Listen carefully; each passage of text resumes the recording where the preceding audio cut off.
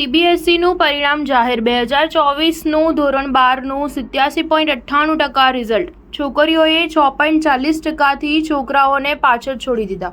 જીએસઈબીના પરિણામ બાદ આજરોજ 13 મે 2024ના સીબીએસઈનું પરિણામ જાહેર થયું છે. Central board of secretary education બોર્ડનું ધોરણ 12ની પરીક્ષાનું પરિણામ જાહેર કરાયું છે. 15 ફેબ્રુઆરીથી 13 માર્ચ સુધી પરીક્ષા યોજાઈ હતી. દેશના અંદાજિત 35 લાખ વિદ્યાર્થીઓએ પરીક્ષા આપી હતી. આ પરિણામ વિદ્યાર્થીઓ પરથી જાણી શકાશે.